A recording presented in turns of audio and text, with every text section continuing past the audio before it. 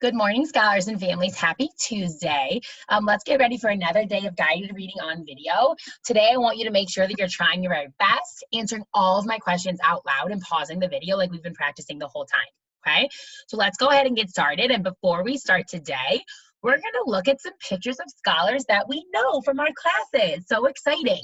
So Miss Rossi and all the rest of your teachers are really missing all of you friends right now. So I thought I would put some pictures of Great Lakes Academy scholars growing their brains and reading, because that's what we're going to do together today. So look at, there's the picture of Jordan Dougal, who's doing a nice job with his finger in the text. I love that Jordan has a smile on his face, because when I read, I also have a smile on my face, and you should too. So nice job to Jordan. The other picture is a picture of some UC scholars. We have Cameron Bragg, Sean, Skylar, Ava Ellis. We have Alani. These friends are not only reading, but they're reading and talking about the book with their friends, with their fingers in the text and smiles on their faces. So nice job to those friends also. Before we start our reading today, I want you to think about two questions. I want two questions to warm your brain up and get us ready to learn. First question, what is your favorite part about reading? What do you love about reading stories? I want you to pause your video and answer the question now. Nice job if you said out loud what you love about reading. Miss Rossi loves so many things about reading, but I really love when the characters face a big problem and they have to figure out how to solve their problem. That's my favorite part about reading. Let's go to the next question. Why is reading important? Friends, why is Miss Rossi teaching you how to read on video? Why do you have to go to guided reading every single day? Why do you have to read stories before you go to sleep at night? Why is reading important? Pause your video and answer the question now. Friends, there are so many reasons why reading is important. Reading is fun. Reading helps us grow our brains. Reading gets us ready for second grade. If you look anywhere in the world, you'll see lots and lots of words. So words are all around us. And words also give us stories. They help us use our imagination. They give us information about things. And they help us learn about the world around us. So reading is so important. And Miss Rossi is helping you learn to read so that when you go to second grade, you can read even bigger and harder words.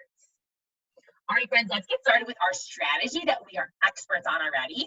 It's called reading through the word. Today we're going to read through the words. So when we get stuck on a word, are we going to guess? Are we going to make it up? Are we going to skip it? No, we're going to read through the word. And when we read through the word, we look for three things. Pause the video and tell me what we do when we read through the word now. Awesome job, friends. We look for our blends, ends, and vowel teams. We look for our blends, ends, and vowel teams. Raise your hand if you even did your hand motions with that. Oh, I'm so proud if you did. Good job, friends. So when we read through the word, we look for blends, ends, and vowel teams. And then we read every single sound. We read every single sound. Yes, we do. Let's practice. All right, I want you to pause your video and say out loud what blends, ends, and vowel teams you see. Go ahead, pause your video and say it out loud now. Excuse me, friends. Nice job if you said that you see cur as our blend. Ooh, that was a bad circle. Let's try again. Cur as our blend. And then we see as our ending. And we see E is our vowel team. Our vowel team is E. Our vowel team is E. Nice job. Now, E said, excuse me, friends, when two vowels go walking, the first one does the talking. So what sound does E make? Nice job if you said that E says E. Take your finger. We're going to read through the words. Get ready. On two. 1, 2. Cur. Eeks. Again, get ready, go. Creaks. Last time, all together. Creaks. The word is creaks. The word is creaks. Good. A creek is like a little small stream or path. Now remember, when a word ends in S, it is a plural word. It is a, and plural means more than one. Plural means, so creeks is a plural word and it means more than one creek. Awesome job. Let's go to the next word. Uh-oh, Miss Rossi, I gave you the answer there. Tricked you. Okay, friends, I want you to pause your video and say out loud what blends, ends, and vowel teams that you see. Pause your video and answer that question now. You should have found the blend grr and the ending ing. The ending is, and we have a vowel team right in the middle of our word. I see two vowels that are going walking. So I know when two vowels go walking, the first one does the talking. So let's go ahead and read through the word. Take your finger, put it underneath the beginning blend. On two, 1, 2. Grr, own, ing. Faster, get ready, go. Grr, own, ing. All together, the word is groaning. Groaning. Groaning is when you are annoyed about something or you might be complaining about something. Like right now, Miss Rossi is groaning about the fact that we're not in school because I miss all of your faces, but we'll be back soon, so don't worry. Let's go to the next one. Uh-oh. Okay. You might see a word that you know inside this word, and if you do, you can break it apart like we know how. Or you can look for your blends, ends, and vowel teams. So pause your video, look for your blends, ends, and vowel teams now. Good job if you found the blend in the middle of the word. This blend is sh. This blend is sh.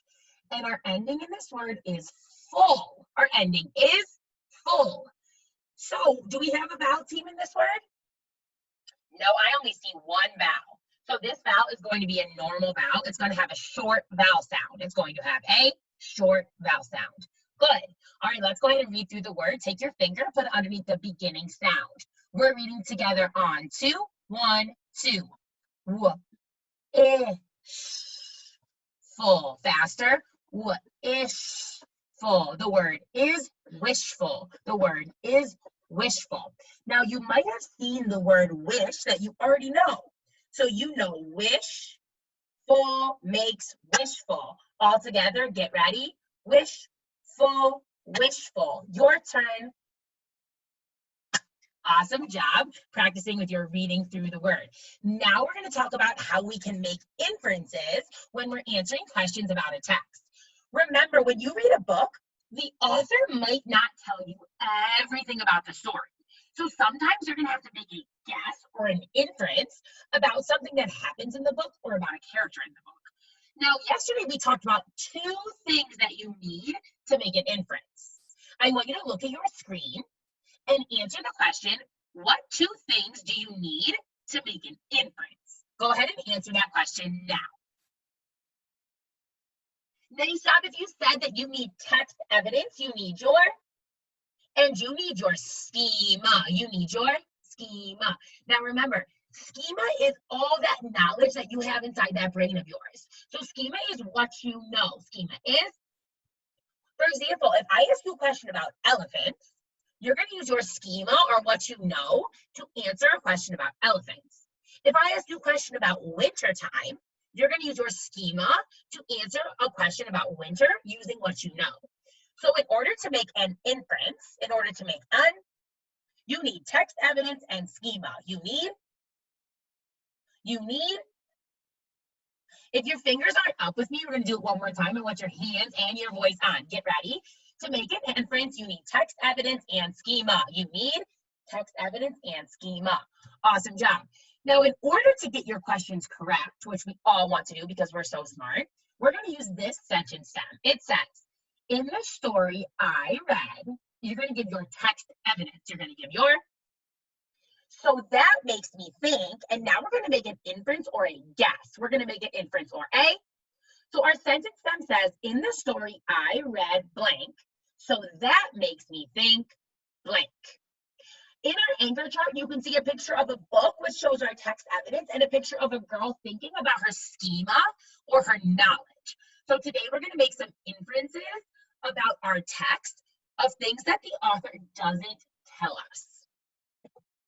Now today is juicy because we're going to read an informational text. We're going to read an informational text is a text that gives information. It gives us information. And today we're going to get information about soccer. All right, friends, I want you to go ahead and start reading. Remember, today we're reading through the words. So I want you to pause your video and read through these pages now.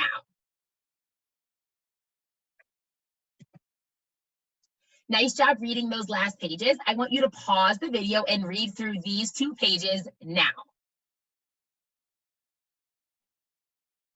Nice reading, friends. Let's move on. I want you to pause your video, and on the left side, you're going to see a soccer field with words on it. I want you to read that page too. So go ahead and pause your video and read both of these pages now. I know there were some juicy words on those pages, so nice job trying your hardest. Let's go to the next pages. Pause your video and read through both of these pages now. Nice job reading these 2 pages. Let's move on. Pause your video and read through these 2 pages now. Nice reading. Let's go to the next page. Pause your video and read through these 2 pages now. Nice reading. The last pages. Pause your video and read through these 2 pages now. Excellent reading today, friends. And now we're going to answer some questions.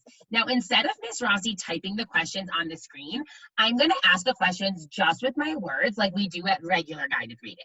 Okay, so I'm going to try to challenge you a little bit so that you can think about these questions as I'm asking them. Okay, my first question. How do people play soccer? Pause your video and answer the question. How do people play soccer? Remember, you're going to reread your words, and you're going to use your words and your picture to answer the question. How do people play soccer? Go ahead, pause your video and answer the question now.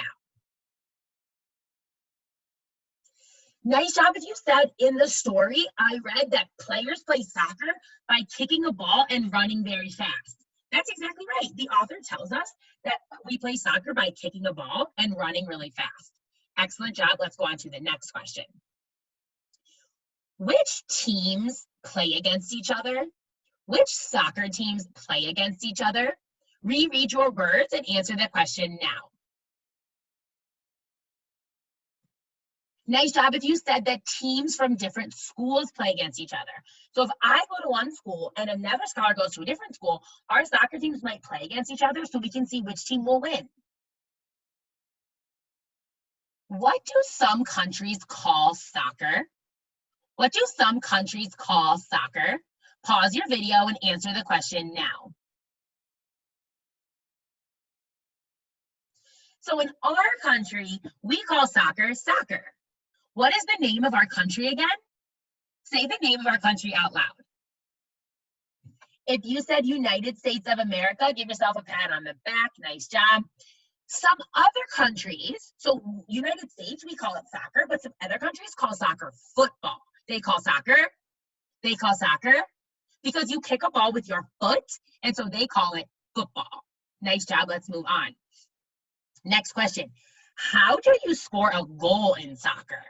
How do you score a goal in soccer? Pause your video and answer the question now.